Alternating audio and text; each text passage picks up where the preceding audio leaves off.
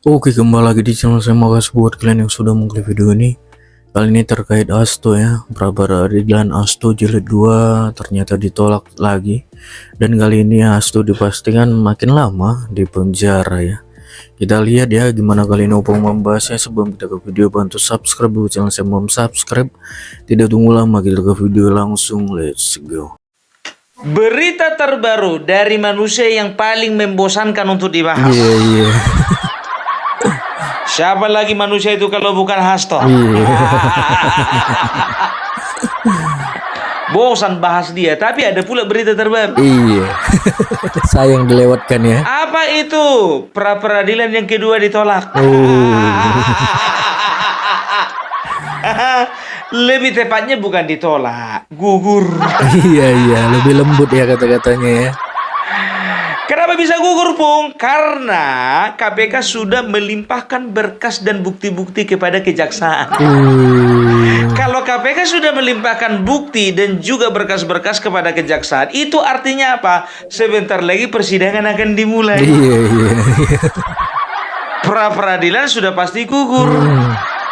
Karena pra peradilan itu posisinya atau levelnya lebih rendah. Karena pra peradilan kan di kejaksaan negeri. Ya, saya kira kita mesti menyampaikan terima kasih kepada hakim yang sudah memutus perkara ini dengan membenarkan sikap dari KPK yang mencoba menggugurkan permohonan pra peradilan. Ya. Jadi artinya apa yang saya mau sampaikan adalah bahwa pengadilan pun sudah mengesahkan bahwa permohonan pra peradilan kami gugur dengan tindakan KPK yang menurut hemat kami dilakukan dengan cara-cara akal-akalan dan cara-cara yang tidak menurut hukum. Artinya apa? Ya, kita sesalkan bahwa hal ini bisa terjadi. Karena ini akan bukan hanya sekedar permulaan bagi pengadilan dan juga bagi aparat penegak hukum yang lain, bagaimana membatalkan satu perkara kalau pihak yang menjadi tersangka itu melakukan perlawanan. Ya. Ini satu berita buruk di dalam penegakan hukum kita. Ya. Ini berita yang seharusnya tidak terjadi oleh aparat penegak hukum yang menyebut diri berintegritas. Ya. Padahal sebab begini saudara-saudara, apapun yang kita lakukan dengan permohonan pra peradilan ini adalah untuk mencari bukti permulaan. Apakah memang sah atau tidak penetapan seseorang menjadi tersangka. Nah, ketika permohonan ini digugurkan karena alasan formal bahwa ada tindakan dari KPK yang melimpahkan berkas perkara, sebenarnya yang dilakukan adalah mengesahkan tindakan-tindakan buruk dari KPK ini. Ya. Saya katakan buruk kenapa? Karena mereka mencoba melakukan penundaan. Ya. Pertama mereka melakukan penundaan persidangan ketika dipanggil. Kemudian yang kedua, mereka juga melakukan tindakan-tindakan yang mengabaikan hak asasi dari Pak Hasto. Misalnya haknya beliau untuk menghadirkan saksi yang menguntungkan, yang diabaikan oleh KPK. Kemudian yang ketiga, mereka secara sengaja ya, melimpahkan berkas perkara 1 hari sesudah berkas perkara dan orang diserahkan oleh penyidik kepada. Iya kan, itu dia. Ya, aduh nasibmu toh. Toh semangat toh, semangat. Iya, semangat ya. Jadi manusia harus semangat. Apapun yang terjadi tetap semangat. Iya. Ingat apa yang kau bilang toh, yang kamu bilang ya, bahwa kebenaran akan menemukan jalannya. Iya. Apa itu bahasa Sanskertanya itu nggak ingat aku. Yang ada Jayati itu. Lah inilah kebenaran yang sesungguhnya toh. Dan tahu enggak kalian, ya kan, sepanjang persidangan, ya bisa dikatakan kuasa hukumnya si Hasto ini sebetulnya, kalau jujur gue bilang ya, sebetulnya udah tahu ini bakalan ditolak, ya bakalan gugur. Oleh karena apa? Karena mereka sudah mengetahui bahwasanya KPK sudah melimpahkan berkas dan juga alat bukti kepada kejaksaan. Kan begitu ya, sebagai formalitas saja ya dibikin itu. Itu dia ya, sebagai formalitas diadakan persidangan seperti itu ya. Dan ternyata mereka mau tidak mau harus mendengarkan keputusan dari hakim yang mengatakan bahwasanya pra peradilan gugur. Mereka tidak terima, iya kan? Ya wajar, siapapun juga nggak akan mungkin terima. Namanya kuasa hukum ya kan. Jadi mereka tidak terima oleh karena apa? Mereka mencium adanya sebuah permainan dari KPK dengan hakim. Juga kejaksaan. Masa sih? Bukankah selama ini yang penuh permainan itu kalian? Ayo mainkanlah mainmu, biar dimainkan orang itu mainnya. Kalian bilang kalian mendapatkan dukungan penuh dari 1000 lawyer. Mananya lawyer kalian itu? Ya, kosong rupanya. Omongan kosong ya kan. Jadi juga mereka mengatakan bahwasannya kami melihat bahwasannya ada usaha ya untuk, ingat ini, ada usaha untuk menghilangkan hak-hak asasi manusia dari Hasto. Sekarang begini, kalau bicara hukum ya, hukum itu tidak bisa disejajarkan dengan hak-hak asasi manusia. Tapi hukum itu harus selalu di atas daripada hak asasi manusia. Hak-hak Hasto yang seperti apa? Seperti menghadirkan saksi yang menguntungkan, kan begitu. Percuma saja mau dihadirkan pun juga saksi kalau sudah dilimpahkan berkas. Gugur. Mengheningkan cipta dulu koto. Apa mereka katakan? Kata Bapak Magdir ya, kuasa hukum Hasto yang paling keren itu. Ya, dia katakan bahwasanya ya, saya mengatakan selamat, mengucapkan selamat kepada KPK yang dengan itikat buruknya ya sudah mengambil langkah-langkah yang kami rasa penuh dengan permainan. Ya, jadi mereka keberatan karena apa? Pelimpahan berkas itu dilakukan 1 hari, hanya 1 hari, ya 1 hari penyerahan tersangka dari penyidik kepada jaksa, ya. Jadi itu yang menjadi keberatan mereka, mau 1 hari, 2 hari, 3 hari, urusan orang itulah. Karena cepat prosesnya mereka bilang buru-buru. Buru-buru ikan lele. Ubur-uburnya le. Aduh. Yalah. Aku jadi greget ini kalau udah bahas Hasto ini. Jujur aja aku bilang, mau kasihan, takut dosa sama rakyat. Takut nanti dibully. Opung apa yang kau kasihani dari dia? Aduh, secara politik kan udah aku bilang sama kalian, ya kan? Kongres PDIP ini harus diselamatkan dari orang yang namanya si Hasto. Berarti mungkin ini ada kong kali kong antara orang-orang PDIP lainnya dengan KPK, nggak tahu. Ini kan penerawanganku. Karena secara politik ya, kalau Hasto dibiarkan masih tetap menyandang gelar sekjen Dr. Hasto, bisa dipastikan akan menambah atau memperparah keadaan PDIP. Ibaratkan nanah makin banyak. Tadinya cuma jerawat kecil, kalau masih bertahan dia di dalam itu bernanah semua. Ujung-ujungnya apa? Kanker lah itu penyakit yang dimiliki sama partai. Pung, kalau misalnya memang betul, ya, kira-kira siapa orang yang siapakah orang yang berusaha untuk menghalang-halangi Hasto, ya, atau mengusahakan Hasto untuk segera diproses sebelum Kongres?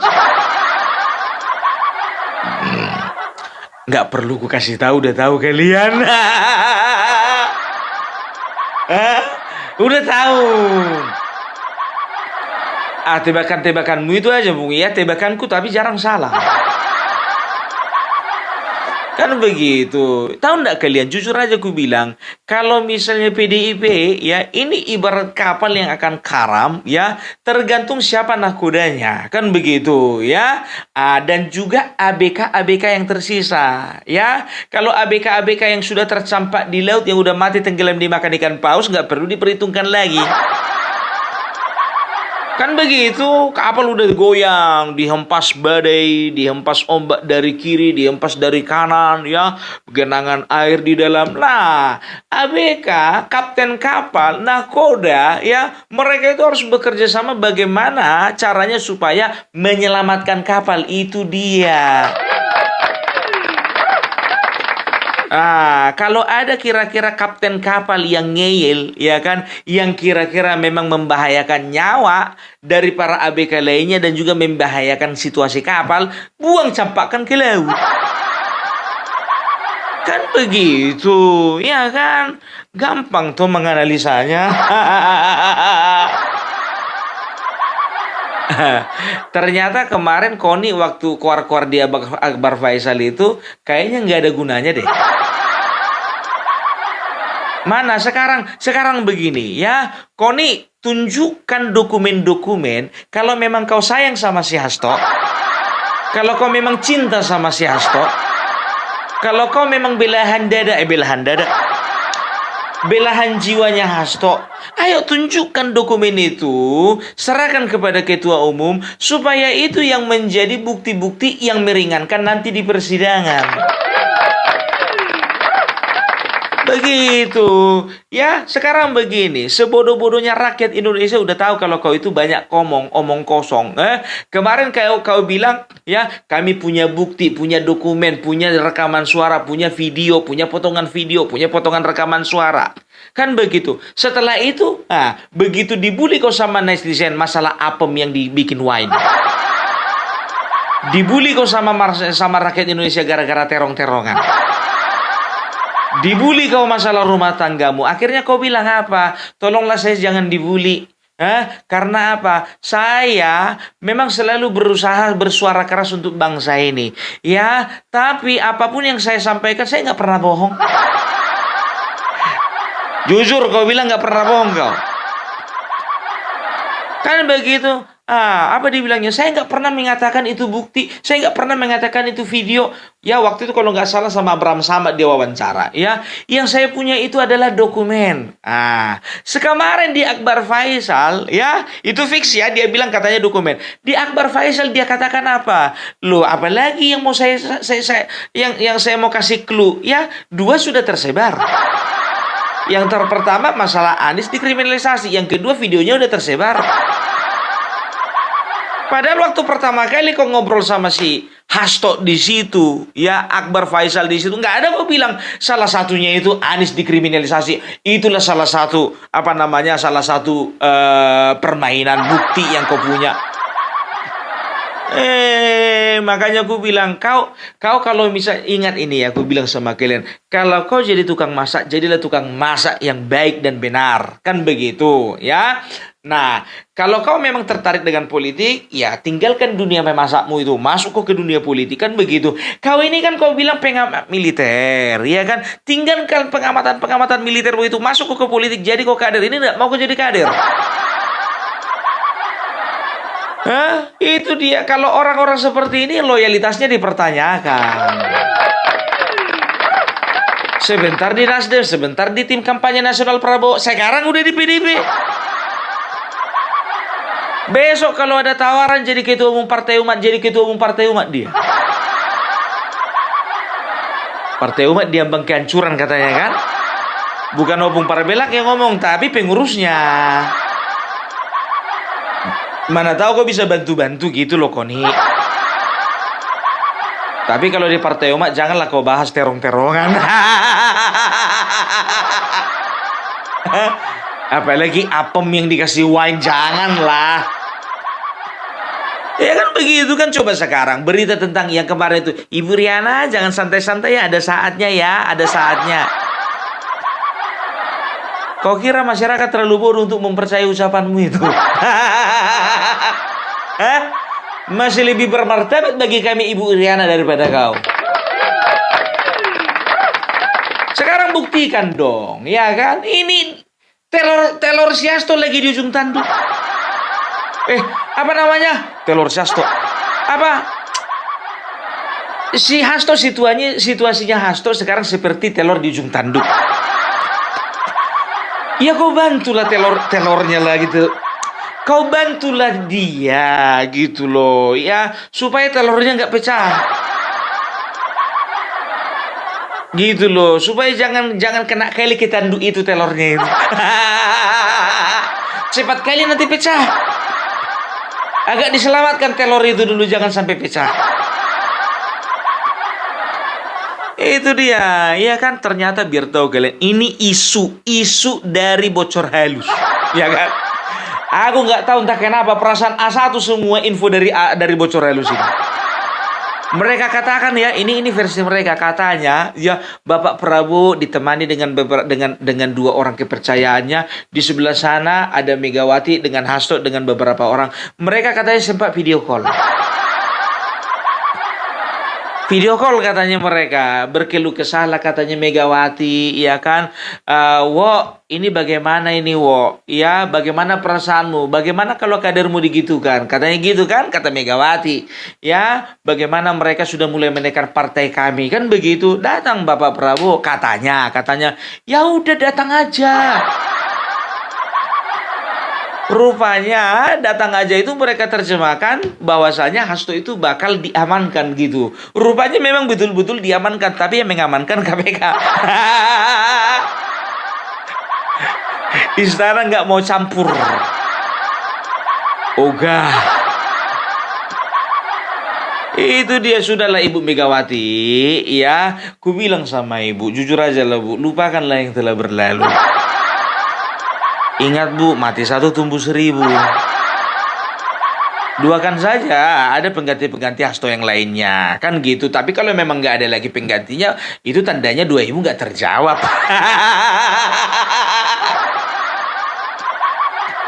Ya, jadi PDIP harus lebih kerja keras ini, ya kan? Ingat ya, aku bilang sama kalian, jujur aja aku bilang ya, sebetulnya konsentrasi PDIP bukan masalah penanganan kasusnya si Hasto, bukan. Ya, konsentrasi PDIP itu terfokus kepada Kongres.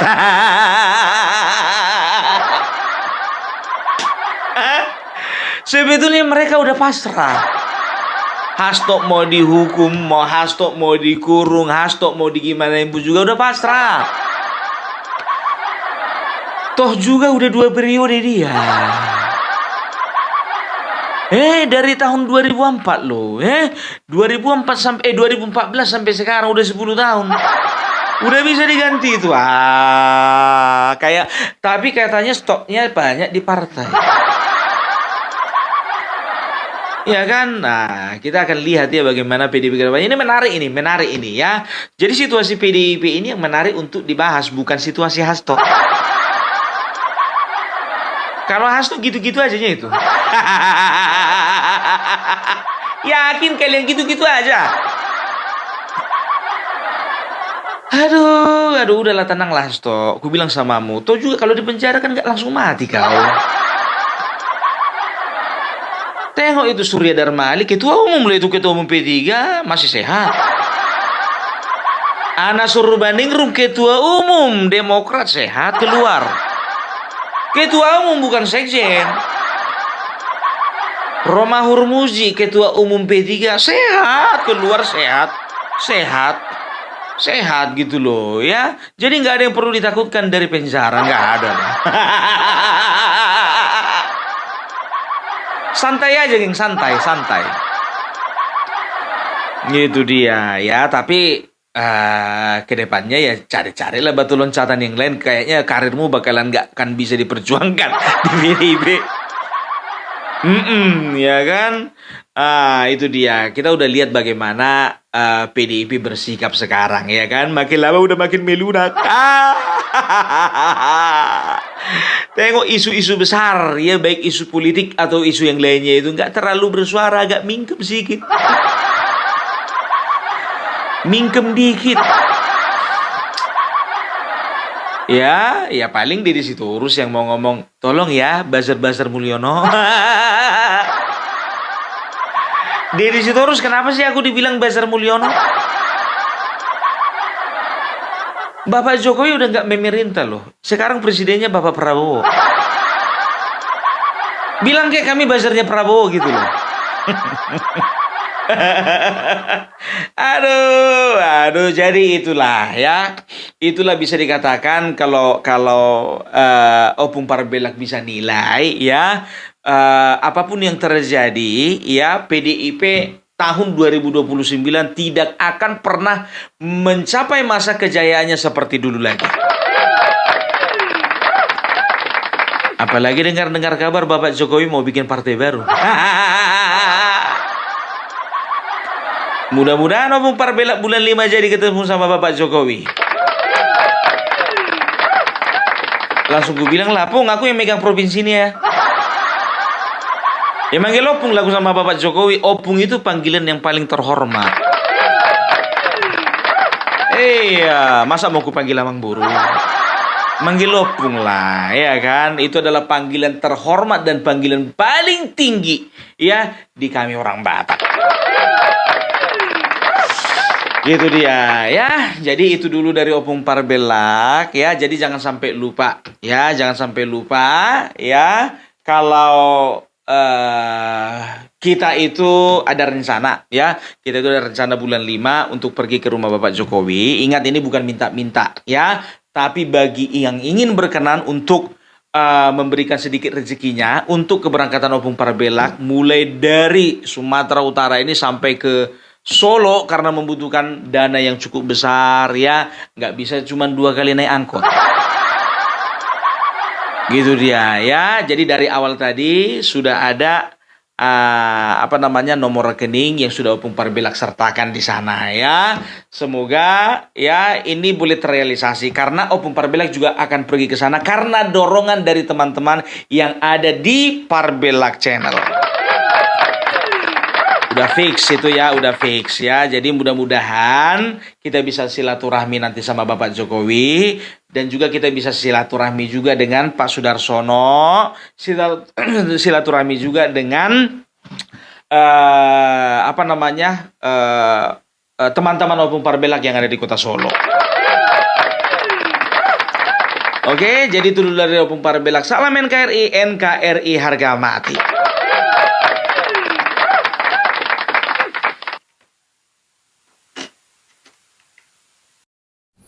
Oke, itu dia videonya. Gimana menurut kalian, dan sampai bertemu di video saya selanjutnya. Bye.